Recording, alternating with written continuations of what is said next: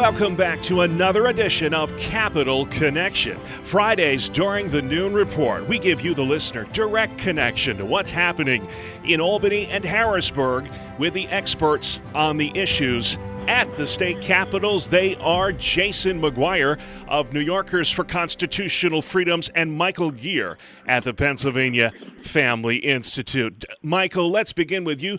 Governor Wolf delivering that big budget speech next Tuesday. Kind of a wonkish type of a speech. I don't want to get lost in the weeds on the details, but what are some of the issues that you're going to be watching for as he addresses the General Assembly next week? Well, as a friend of mine described it, it's kind of like Groundhog Day again. He's asking for a lot of the same things that he has consistently asked for and that the Republican-led legislature has not given to him, whether he's pushing for taxes on shale exploration and the Marcellus shale natural gas. One of the things to be watching, though, is the governor's going to be asking for $1 billion in borrowing to deal with abatement of asbestos and lead in paint, especially in the Philadelphia schools. That's money that has to be paid back, but it makes you wonder, what have they done with the money that's already been spent in Philadelphia to try to deal with this problem? What has happened with that money in the past? Yeah. Philadelphia's budget has increased 25% over the last few years, and yet we see wasteful spending there. Do we need to go down that path again? Yeah, speaking of borrowed money, Jason, nothing's free in this world, and Medicaid's not free either. Somebody's paying for that, and those costs are being substantially loaded onto the backs of the local counties in the state. The governor went so far as to say that the costs are unsustainable. How worried should local counties be this year? Well, very. Governor Cuomo is facing a $6.1 billion deficit, and largely being caused by increases in Medicaid, and largely being caused by legislative proposals that he has signed into law. But as a result of that, he is now looking to pass those costs on to local governments. Looking at New York City, which I know, this station represents a lot of upstate networks, but just to be able to put this in perspective, New York City's Medicaid costs would increase by over $1 billion if this is given back to localities. And you can just imagine what that dollar amount would be for counties across the state of New York, what it would do to their budgets. So I think local government should be very concerned about the governor's proposal. I have a feeling that's going to be one of the sticky wickets when it comes to the final budget negotiations as they race the clock there in Albany. Michael, last year, Governor Wolf signed what he called the most significant election reforms in the Commonwealth in 80 years. What will that look like at the ballot box for voters this year? Well, it is significant, and among the changes, it puts Pennsylvania into the early voting category, allowing for mail-in ballots to go in weeks before the actual primary and general elections. And so in the past, you had to vote on Election Day unless you got an absentee ballot. Now every voter will be allowed to do these mail-in ballots. Also changes some of the absentee voting rules, and straight party voting has been eliminated. It used to be when you go into the voting booth, you could push a button or check a box that would allow you to vote for all Republicans or all Democrats. That button or checkbox is going to be taken away this time. Yeah, and I see even this week they've made some more changes, but we'll get to that at a later time because that doesn't affect us the here and now.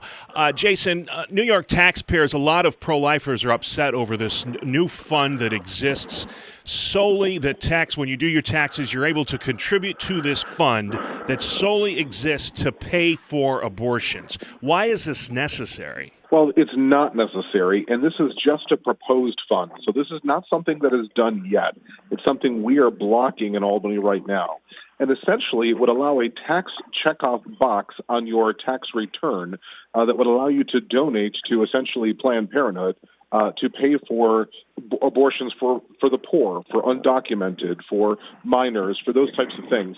We're opposed to that. We're continuing to block it, and we're praying for great success on that front this session. Yeah, many people would say those for low-income New Yorkers, that's already paid for anyway, so why do you need another fund for that? Michael, one of the most prominent conservative voices in Pennsylvania politics in a long time, called it a career last week.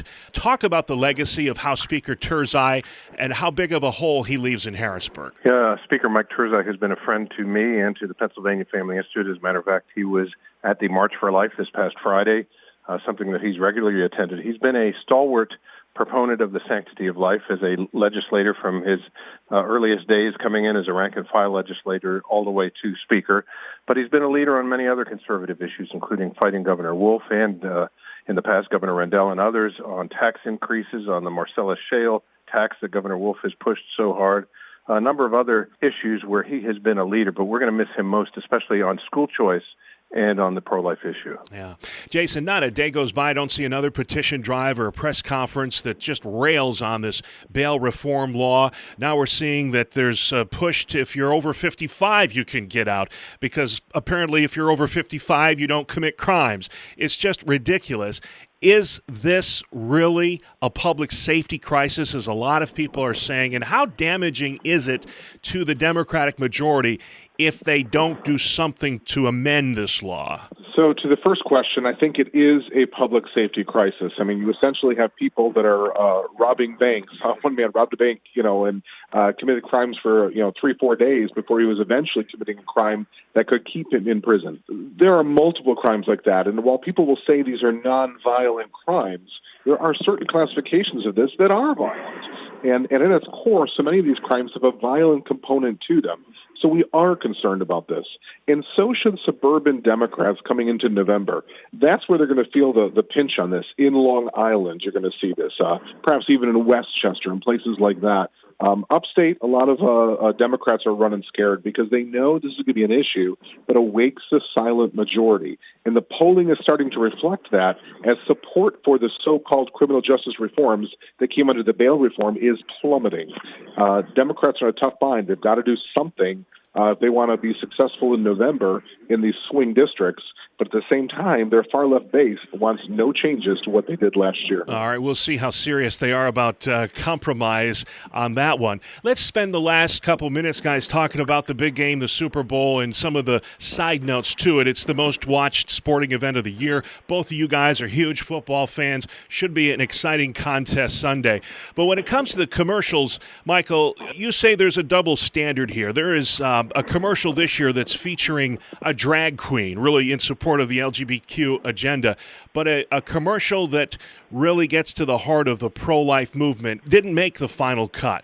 Explain that double standard, if you would. Yeah, advertising at the Super Bowl has the potential to reach over 100 million people, which is why those ads are coveted and very expensive. And the group Faces of Choice Leaders, which is a pro-life organization, has a wonderful ad that they showed at the March for Life that they wanted to show at the Super Bowl that depicts and has quotes and statements from survivors of abortion. And it's a compelling ad, and yet Fox Sports has declined to let them air that. And yet we have this hummus ad from the hummus producers that features drag queens, including RuPaul, more sort of normalizing this deviant behavior to, again, an audience of about 100 million. It's tragic that Fox Sports is making this decision. Yeah, if you want to see the Faces of Choice ad, Life News has it on their website. We really encourage you to go and watch that. And Jason, we all know Super Bowl Sunday is, unfortunately, one of the single worst day of the year when it comes to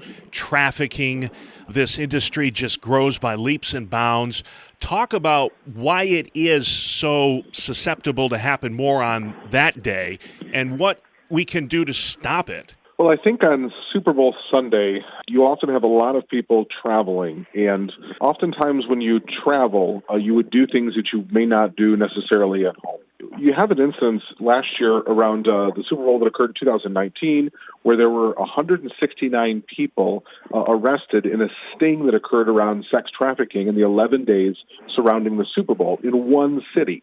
That's 169 arrests in 11 days in one city. You can only imagine what's going on in small towns and large cities all across America.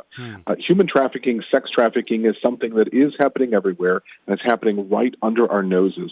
We need to wake up on this issue. All right, and that will be the last word this week. But if you have more questions about the great work Michael Geer does at the Pennsylvania Family Institute, where can they find you, sir? PAFamily.org. And Legislative Day fast approaching in Albany. Get in on the action. Jason, where can folks go to register? AlbanyUpdate.com.